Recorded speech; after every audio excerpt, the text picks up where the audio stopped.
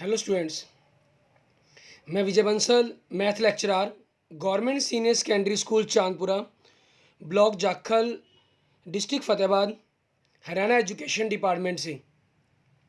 आज हम अपने इस लेक्चर के अंदर क्लास 9th के जो हमारा 8th चैप्टर है, हमारे इस मंथ के सिलेबस के अंदर से चैप्टर 8th चतुर्भुज जिसका नाम है, उसके बारे में पढ़ेंगे। आज हम इस वीडियो के अंदर मेनली बेसिक जो चतुर्भुज की बेसिक बातें हैं उनके ऊपर डिस्कस करेंगे और कुछ ऑब्जेक्टिव टाइप क्वेश्चंस भी देखेंगे और समय के अनुसार हम परिमेय भी कुछ हल करने की कोशिश करेंगे। इसके अंदर हम देखते हैं कि किस प्रकार से हमने चतुर्भुज के जो जितने कंसेप्ट्स हैं उनके बारे में हम जानते हैं। आप कोनों के बारे में, त्रिभुजों के बारे में हमारे पिछले मंथ के सिलेबस के अंदर 6th और 7th चैप्टर है जो हमारा 9th क्लास का, उसके अंदर आप ऑलरेडी पढ़ चुके हैं। ठीक है, आप जानते हैं कि तीन अगर हम असरेख बिंदुओं को हमारे पास हो और हम उनसे एक बंद आकृति बनाने की कोशिश करें तो वो हमेशा क्या बनती है, हमारे पास त्रिभुज बनती है।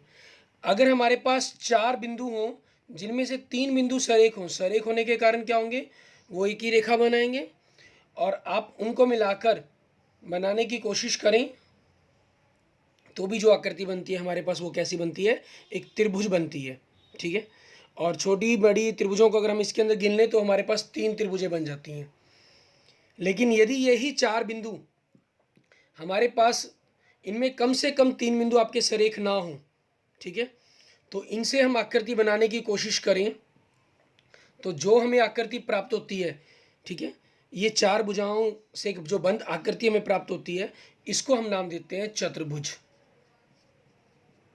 चतुर्भुज हम अपनी क्लास के अंदर से एग्जांपल देख सकते हैं। आपका जो श्यामपट मतलब जो ब्लैक बोर्ड है वो हमारे पास हो गया। आपकी पुस्तक, आपकी किताब है जो मैथ की, उसकी ऊपरली सतह देखें, मेज़ की ऊपरली सतह देखें। ये सभी जो एग्जांपल्स हैं वो किस चीज़ के, हमारे पास चतुर्भुज के हैं। आप चतुर्भुजों को बनाना अपनी 8th क्लास के अंदर इनकी रचना करना सीख चुके हैं। आपके पास चार कोण, चार भुजाएं और दो विकर्णों के बारे में आप वहाँ पढ़ चुके हैं। चार भुजाएं जैसे अगर हम इनको, हमारे पास मान लीजिए चतुर्भुज है हमारी ABCD, इनकी चार भुजाएं कौन सी हैं हमारे पास, अगर हम भुजाओं की बात करें, AB पहली भुजा, दूसरी BC और तीसरी भुजा ये CD और चौथी भुजा ये हमारे पास DA। ये हमारे पास चार भुजाएं होगी और चार अंतः कोण इसके, कोण A, कोण B, कोण C और कोण D।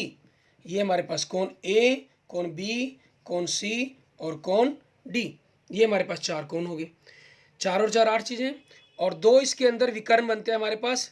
विकर्ण संलग्न बिंदु को छोड़कर, विकर्ण किसे कहते हैं, जिस शीर्ष से हम रेखा खींचने की कोशिश करते हैं, रेखांकन खींचते हैं, उसका जो संलग्न बिंदु है हमारे पास, हम कहें जो साथ में आसन्न बिंदु है हमारे पास, जो पास वाला बिंदु है, ठीक है, उस बिंदु को छोड़कर उसके अपोजिट सम्मुख जो आसन्न बिंदु है उन बिंदुओं को छोड़कर, साथ वाले बिंदुओं को छोड़कर जो उसके सम्मुख कहीं भी कोई बिंदु बनता हो उनको मिलाने वाली रेखा हमारे पास हमारी विकर्ण कहलाती है। जैसे AC हो गया, A आपका C से ही मिल सकता है, B और D दोनों इसके आसन्न बिंदु हैं, और जो B है बिंदु है इसके लिए A और C दोनों हो गए, तो D, C और D से ऑलरेडी पहले ही मिला लिया गया, तो दूसरा विकर्ण हमारे पास क्या हो गया, BD।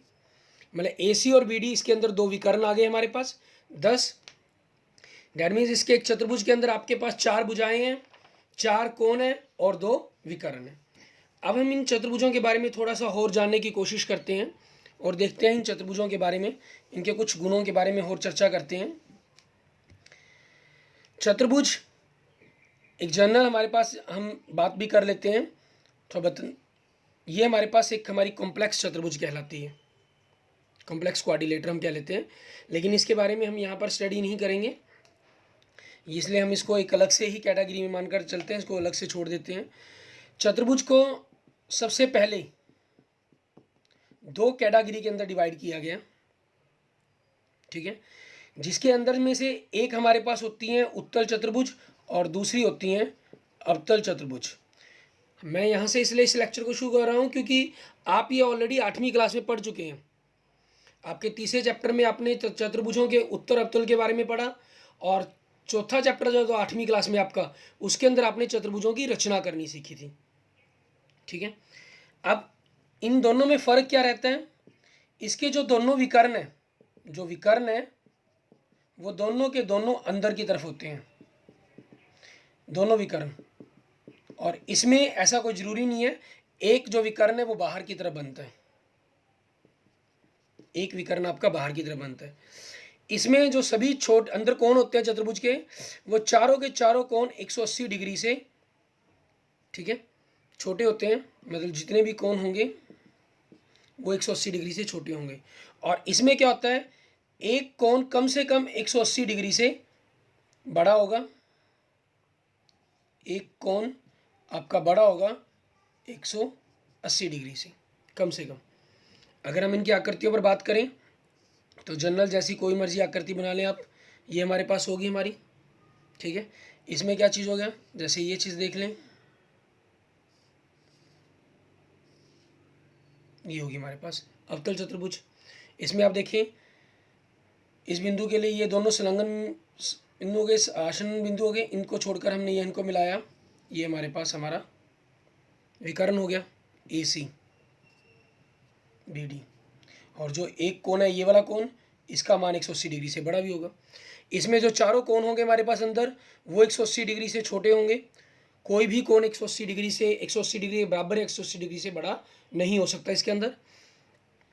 और जो विकर्ण है दोनों के दोनों अंदर बन रहे हैं चतुर्भुज के, और आपस में अंदर ही प्रतिच्छेद कर रहे हैं। इसमें ये विकर्ण आपके प्रतिच्छेद भी नहीं कर रहे हैं। ठीक है, ये दोनों बेसिकली डिफरेंस रहता है उत्तर और अवतल चतुर्भुज के अंदर। अब यहाँ पर हमने अवतल चतुर्भुज के बारे में तो पढ़ना नहीं है, ठीक है, हम यहाँ पर उत्तल चतुर्भुज के बारे में पढ़ेंगे। इसके बाद हम जो आगे कंसेप्ट लेके चलते हैं उत्तल चतुर्भुज पर लेके चलते हैं। उत्तल चतुर्भुज के अंदर क्या रहता है हमारे पास, उस कंसेप्ट के बारे में देखेंगे हम। उत्तल चतुर्भुज, इसके अंदर आपके पास क्या रहेगा, अगर एक युग्म भी, कोई ये भी ऐसी चतुर्भुज जिसके अंदर एक जोड़ा भी समानांतर रेखाओं का हो जाए, मान लीजिए एक जोड़ा भी आपकी समानांतर रेखाओं का हो गया, ठीक है, तो हमारे पास जो ये चतुर्भुज बनेगी हमारी, ठीक है, वो हमारी क्या हो जाएगी, समलंब चतुर्भुज हो जाएगी। उसको हम क्या कहेंगे, समलंब चतुर्भुज। अगर एक युग्म भी समानांतर हुआ, इसके अंदर जैसे देखें ए बी सी डी, ये हमारे पास चतुर्भुज है जिसके अंदर से ए बी समानांतर है हमारे पास डी सी के। अगर साथ में ये जो एक युग्म समानांतर है ये बराबर भी हो जाए, अगर ये समानांतर के साथ साथ बराबर भी हो जाए यही युग्म, तो आपके पास जो चतुर्भुज बनकर आएगी वो क्या हो जाएगी, हमारे पास एक समानांतर चतुर्भुज होगी।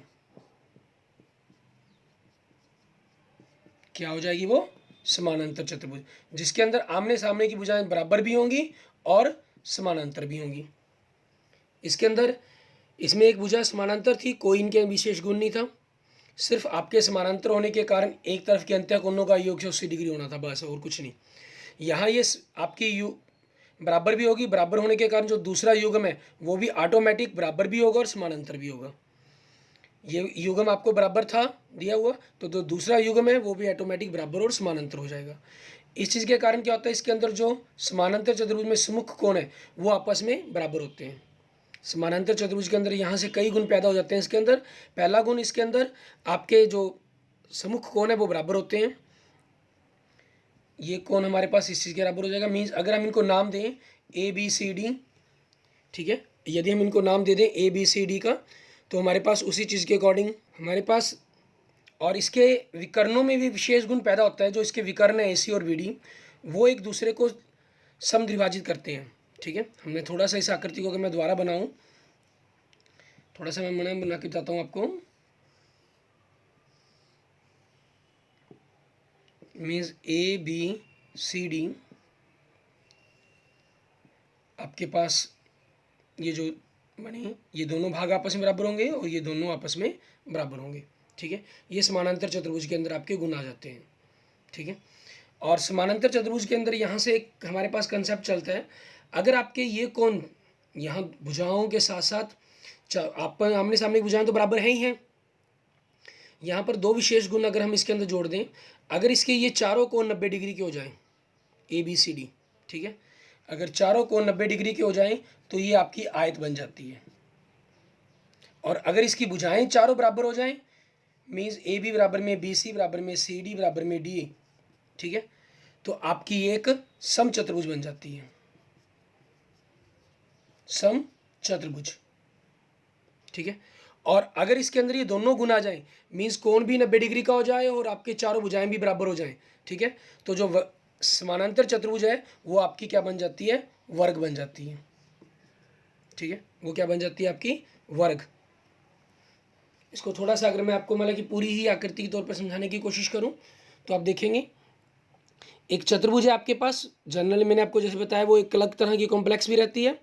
आपकी चतुर्भुज को हम दो कैटेगरी के अंदर डिवाइड करते हैं, उत्तल चतुर्भुज और अवतल चतुर्भुज। उत्तर और अवतल के बारे में बताया। अवतल चतुर्भुज के विकर्ण, एक विकर्ण कम से कम इसमें बाहर जरूर बनता है और एक कोण का मान 180 डिग्री से बड़ा होता है। इसमें जो दोनों विकर्ण है, डायगोनल्स हैं, आपके अंदर की तरफ होते हैं और सभी जो कोण है वो 180 डिग्री से छोटे होते हैं।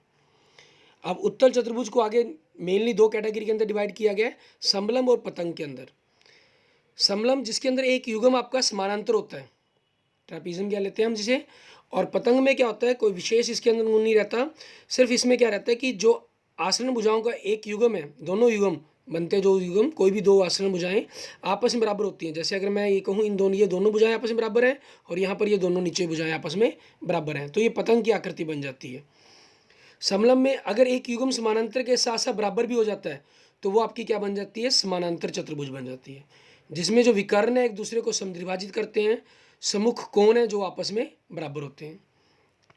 यहाँ पर इसके अंदर कंसेप्ट और एक आता है कि यदि हम इसके प्रत्येक कोण को, शीर्ष को 90 डिग्री का कोण बना दें तो ये जो समानांतर चतुर्भुज है वो एक आयत की तरह बन जाती है। उस आकृति को, एक नया जो आकृति बनकर तैयार होगी उसको आयत का नाम दिया गया।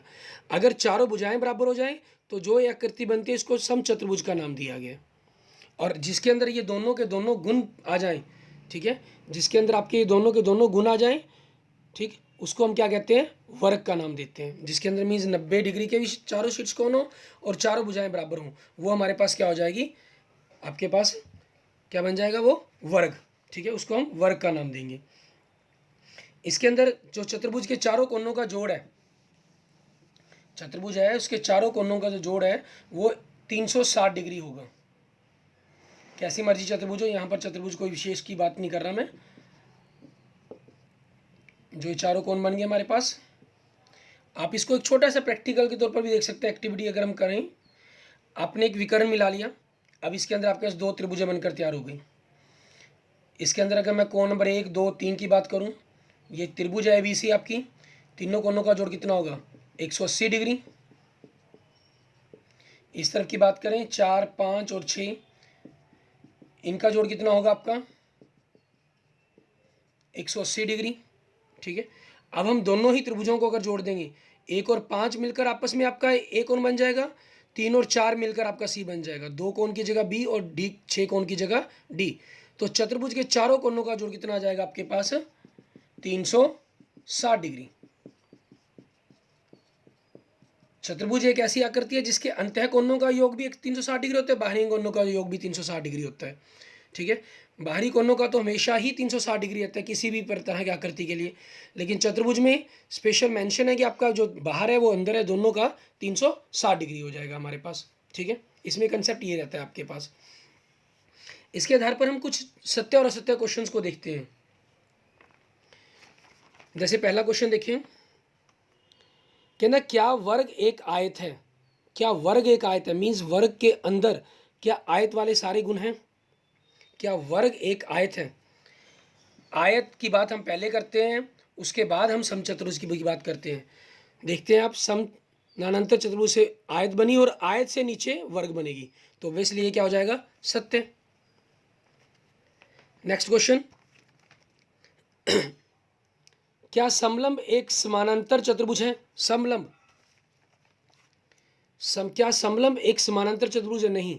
समलंब इसके अंदर ऊपर वाले किसी भी, जब हम नीचे की तरफ चलते हैं तो ऊपर वाले गुण तो आ सकते हैं।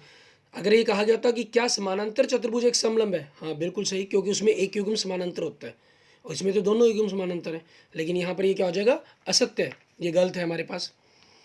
नेक्स्ट, क्या समानांतर चतुर्भुज एक समलंब है? ठीक है, ये बिल्कुल सत्य हो गया आपका, हमने पहले भी डिस्कस करके हटे हैं। क्या पतंग एक समानांतर चतुर्भुज है? नहीं, पतंग एक अलग कैटेगरी की आकृति है और समानांतर चतुर्भुज आपकी एक अलग तरह की आकृति है। इसके अंदर दोनों युग्म समानांतर होते हैं, इसके अंदर समानांतर नहीं होते, सिर्फ आसन जो 7 लगती भुजाओं का युग्म है, दोनों के 2 युग्म बनते हैं, वो आपके बराबर होते हैं सिर्फ इसके अंदर, इसलिए क्या हो जाएगा? असत्य। नेक्स्ट देखिए हम, क्या एक सम चतुर्भुज एक वर्ग है?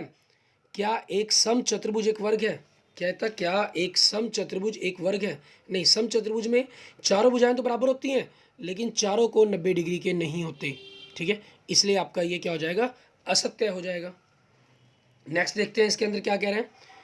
कहना क्या आयत के विकर्ण एक दूसरे को समद्विभाजित करते हैं? क्या आयत के विकर्ण, हम यहाँ देखें, समानांतर चतुर्भुज के विकर्ण एक दूसरे को समद्विभाजित करते हैं, तो उसके नीचे जितनी भी आकृतियां बनती हैं, आयत बनी, समचतुर्भुज बनी, दोनों गुणों को मिलाकर वर्ग बना आपका, सभी के विकर्ण एक दूसरे को समद्विभाजित करेंगे ही करेंगे, ये सत्य रहेगा, क्योंकि ये समानांतर चतुर्भुज के अंदर ही गुण है। क्योंकि हम आयत को, वर्ग को, समचतुर्भुज को समानांतर चतुर्भुज कह सकते हैं, और जब समानांतर चतुर्भुज कह सकते हैं तो समानांतर चतुर्भुज का जो गुण है उसके अंदर, सभी के अंदर वो गुण पाया ही जाएगा, जरूर होगा। नेक्स्ट क्वेश्चन देखें, क्या समचतुर्भुज के विकर्ण एक दूसरे को लंब समद्विभाजित करते हैं? बिल्कुल सत्य है। यहाँ पर एक विशेष गुण पैदा हो जाता है, समचतुर्भुज के अंदर चारों भुजाएं बराबर होने के कारण जो उसके विकर्ण है वो एक दूसरे को समद्विभाजित तो करते ही हैं, मीन्स 2 बराबर भागों में तो बांटते ही हैं आपस में, और साथ में जो ये चारों कोण बनते हैं ये कितने के बन जाते हैं? 90 डिग्री के बन जाते हैं हमारे पास। ठीक है, ये चारों जो कोण बनेंगे वो कितने के बनेंगे? 90 डिग्री के बनेंगे। मीन्स आपके जो समचतुर्भुज के विकर्ण है वो एक दूसरे को लंब समद्विभाजित करते हैं। अब क्योंकि समचतुर्भुज के बाद नीचे वर्ग आता है, तो वर्ग के अंदर भी ये गुण आ जाता है। आयत क्योंकि अलग से है, उसमें भुजाएं बराबर, सम्मुख भुजाएं बराबर हैं, लेकिन साथ की भुजाएं बराबर नहीं है, तो उसके विकर्ण एक दूसरे को समद्विभाजित तो करते हैं, लेकिन लंब समद्विभाजित नहीं करते हैं। और जो वर्ग है उसके जो विकर्ण है समद्विभाजित भी करते हैं और लंब भी गे रहते हैं, तो इसलिए वो वर्ग के जो विकर्ण है वो एक दूसरे को लंब समद्विभाजित भी करेंगे हमारे पास। ठीक है, ये हमने कुछ सत्य असत्य क्वेश्चन के बारे में बात की। आगे हम बात करते हैं कि हमने जो समानांतर चतुर्भुज की मेन बात की है, उनके जो इतने भी गुण हैं उनके बारे में एक थोड़े से हम रिवाइज करते हैं कि क्या उसके अंदर गुण पाए गए हैं। ठीक है, पहला, आमने सामने की भुजाएं बराबर होती हैं, सम्मुख भुजाएं मतलब बराबर होती हैं। दूसरा, समानांतर चतुर्भुज के अंदर जो सम्मुख कोण है वो बराबर होते हैं। ठीक है, तीसरा, विकर्ण एक दूसरे को समद्विभाजित करते हैं, जो विकर्ण है वो एक दूसरे को समद्विभाजित करते हैं, मीन्स बराबर 2 हिस्सों के अंदर तोड़ते हैं। चौथा, विकर्ण समानांतर चतुर्भुज को 2 बराबर क्षेत्रफल वाली त्रिभुजों में विभाजित करते हैं, तथा दोनों त्रिभुजें जो आपस में वो क्या होती हैं? सर्वांगसम होती हैं। ठीक है, लेकिन वो जो बनती हैं वो हमेशा एक पर्टिकुलर डायरेक्शंस के अंदर बनती हैं। क्षेत्रफल में तो वो बराबर हैं, लेकिन अगर जब हम उनको सर्वांगसम रूप में लिखते हैं तो एक पर्टिकुलर डायरेक्शन के साथ लिखना पड़ता है हमें उनको। ठीक है, हम इसी, हमारी जो पहली परिमेय है वो भी यही है कि किसी समानांतर चतुर्भुज के विकर्ण उसे 2 सर्वांगसम त्रिभुजों में विभाजित करते हैं। हमें इस चीज़ को सिद्ध करना है। हमारी पहली ही चतुर्भुज, उसको देखते हैं हम, परिमेय हमारी 8.1 क्या कह रहा है इस परिमेय के अंदर? ये एक समानांतर चतुर्भुज है हमारे पास, एक समानांतर चतुर्भुज है ABCD। ठीक है, इसके जो विकर्ण है, इसका जो विकर्ण है, एक विकर्ण है, इसको 2 सर्वांगसम त्रिभुजों के अंदर विभाजित करता है, हमें ये सिद्ध करना है। तो हम इसके प्रमाण लेते हैं। दिया हो गया ABCD एक समानांतर चतुर्भुज है जिसमें AC एक विकर्ण है। सिद्ध करना, त्रिभुज ACB सर्वांगसम, ACB लिखा तो इसको CAD लिख दूंगा मैं। ठीक है, इन दोनों को सर्वांगसम करना है। अब इन्हीं त्रिभुजों को ले लेंगे हम, त्रिभुज ACB व त्रिभुज CAD में। इनको ऐसा इसलिए लिया क्योंकि A कोण यहाँ पर हमारे पास आ रहा है, तो दूसरी तरफ से ये वाला कोण, कोण नंबर 2, ये A पहले बिंदु पर कोण हो गया, वो दूसरे बिंदु पर कोण हो गया, हमारे C बिंदु पहला बिंदु हो गया उसका, A वहाँ दूसरा बिंदु है। तो अगर हम और कुछ लेते तो बिंदु बदल जाता। हमें पहले ही बिंदु पर जब एक नंबर कोण है, इसके भी पहले बिंदु पर होना चाहिए कोण नंबर 2। तो कोण नंबर 1 बराबर में कोण नंबर 2, और इसी तरह से कोण नंबर 3 बराबर में कोण नंबर 4, क्योंकि ये रेखाएं समानांतर हैं और एक तिर्क रेखा होगी, तो इनको बराबर लिखने का कारण क्या होगा हमारे पास, एकांतर कोण। ठीक है, एकांतर कोण आपके पास। और ए सी पहले ही दो बिंदुओं से मिलकर बनी हुई है, ए सी बराबर में सी ए, ये आपकी कॉमन होगी, उभयनिष्ठ बोल देते हैं हम जिसे। ठीक है, कॉमन लिख लें, उभयनिष्ठ लिख लें। तो दोनों त्रिभुजें आपकी क्या होगी, सर्वांगसम होगी। किस नियम से, सर्वांगसमता के एस ए, सॉरी दो कोण है इसके अंदर, ए एस ए नियम से। आप सर्वांगसमता के बारे में पूरी डिटेल के अंदर हमारे 9th क्लास के ही 7th चैप्टर के अंदर पढ़ चुके हैं।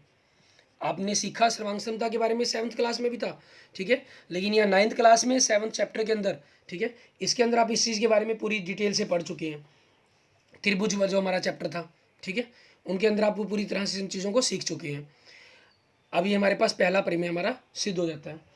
इसके दूसरे परिमेय में क्या कह रहा है, इसके दूसरा परिमेय कह रहा है यदि एक समानांतर चतुर्भुज में एक समानांतर चतुर्भुज में सम्मुख भुजाएं बराबर होती हैं, एक समानांतर चतुर्भुज के अंदर सम्मुख जो भुजाएं हैं वो बराबर होती हैं, परिमेय 8.2।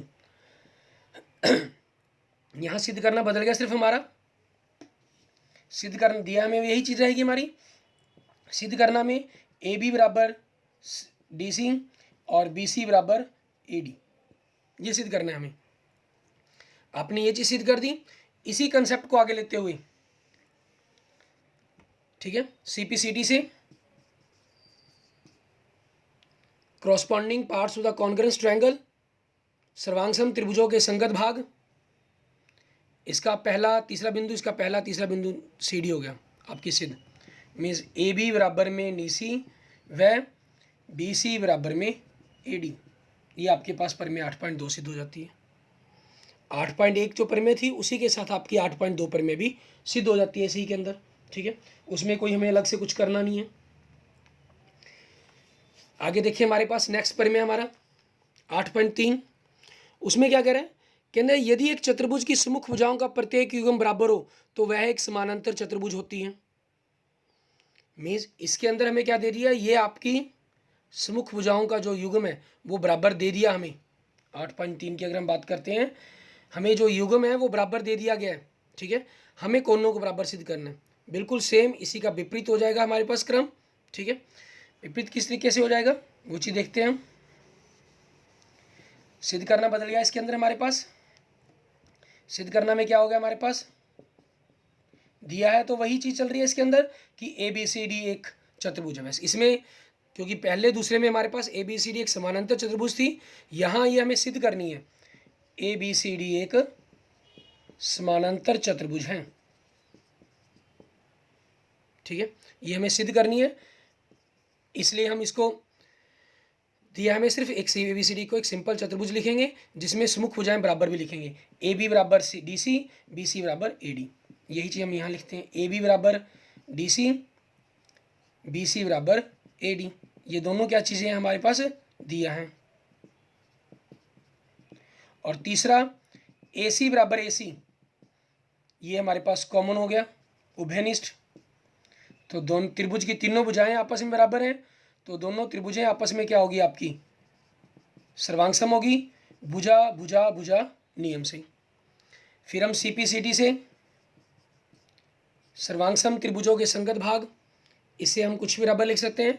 सर्वांगसम त्रिभुजों के संगत भाग हमारे पास कोण 1 बराबर में कोण 2 लिख लिया हमने, ठीक है, यहाँ इस आकृति के अंदर हम 3 और 4 बनाने की जरूरत ही नहीं है, हमें 1 और 2 को बराबर लिखा हमने, ठीक है, परंतु ये क्या चीज़ है हमारे पास, परंतु यह एकांतर कोणों का युग्म है, ठीक है, यह हमारे पास एकांतर कोणों का युग्म है। एकांतर कोणों का युग्म होने के कारण अब हमारे पास क्या हो जाएगा, ये ए बी सी डी एक समानांतर चतुर्भुज हो जाएगी, क्योंकि ये दोनों समानांतर हो गए, बराबर ये है ही, तो इसलिए ए बी सी डी क्या हो जाएगी, एक हमारी समानांतर चतुर्भुज हो जाएगी। अब हम इन पर कुछ ऑब्जेक्टिव क्वेश्चंस देखते हैं।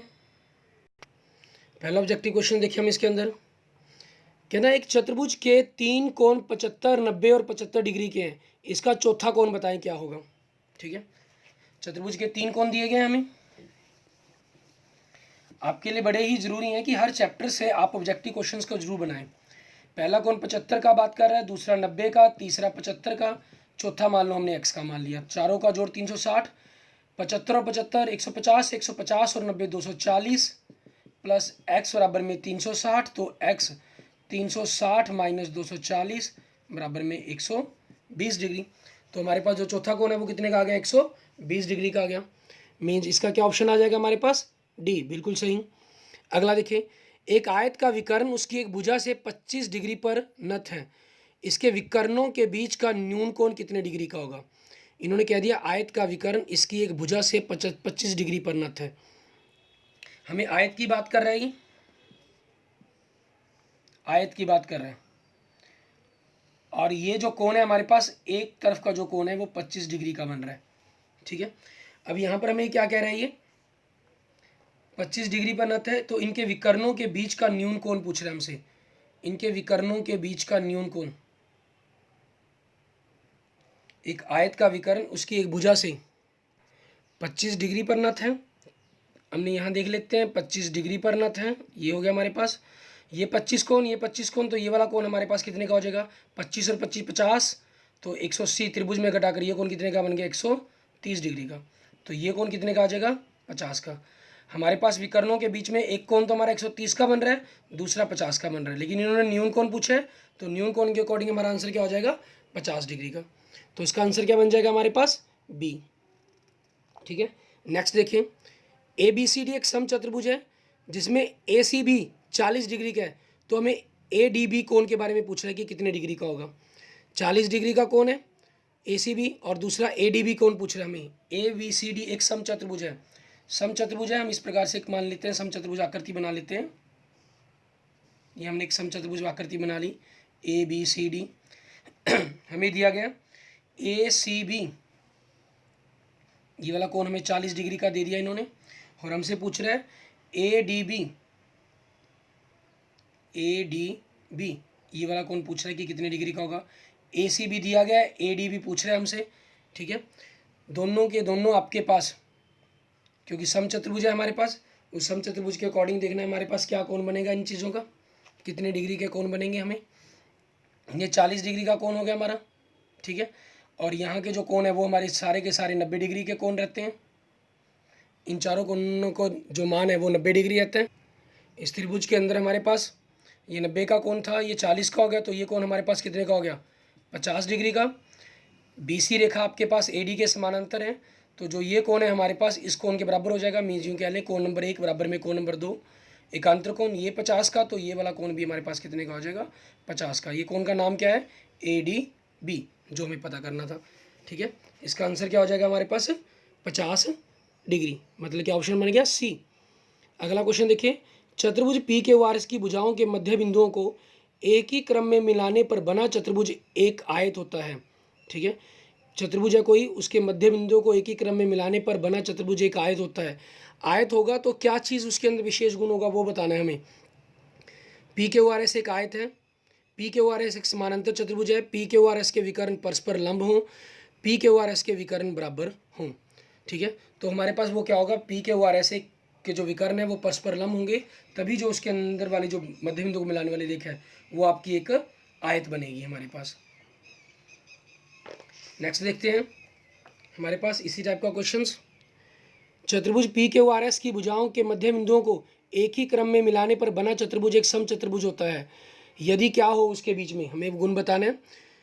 पी के आर एस के एक समचतुर्भुज है, उसके समानांतर है, विकर्ण परस्पर लंब हो, विकर्ण बराबर हो, यदि विकर्ण बराबर होंगे तब हमारे पास जो उसके मध्य बिंदु को मिलाने वाला जो बनेगी चतुर्भुज वो आपकी एक समचतुर्भुज होगी। नेक्स्ट क्वेश्चन, यदि चतुर्भुज हमारे पास ABCD के कोणों ABCD का इसी क्रम में लेने पर अनुपात 3 7 6 4 हो, तो ABCD क्या है, किस तरह की चतुर्भुज बनेगी, हमें वो बताना है। इसके अंदर हमें कोणों के अंदरों का अनुपात दिया गया, कोणों का अनुपात दिया गया, तो कोणों के अनुपात के अकॉर्डिंग देखना है कि हमें क्या बनेगी, किस तरह की वो चतुर्भुज बनेगी हमारे पास। ठीक है, क्योंकि आपके पास अनुपात के तौर पर बराबर दिया गया। तो जो इसके अंदर आप जब आकृतियाँ बनाकर देखेंगे तो वो कैसी बनेगी, एक समलम की तरह आकृति बनेगी। ठीक है, नेक्स्ट देखेंगे, यदि चतुर्भुज ABCD के ए और वी के समद्विभाजक परस्पर पी पर प्रतिच्छेद करते हैं तो बी और सी के समद्विभाजक क्यू और सी के ऊपर, सी और डी के आर पर, डी और ए के एस पर प्रतिच्छेद करते हैं तो पी क्यू आर एस क्या बनेगी हमारे पास। इसके अंदर जब आप बनाकर देखेंगे तो एक ऐसी चतुर्भुज बनेगी जिसके एक सम्मुख कोण संपूरक है। ठीक है, मीन्स एक तरह से हम यूँ कह सकते हैं कि चक्रीय चतुर्भुज बोलते हैं जिसको हम। आगे 8वां, 9वां और 10वां क्वेश्चन, 11वां क्वेश्चन आप इनको रीड करें। ठीक है, या इनकी पिक खींच लें और इन क्वेश्चनों को करने के बाद आप इनके जो आंसर है मुझे कमेंट बॉक्स में कमेंट करेंगे।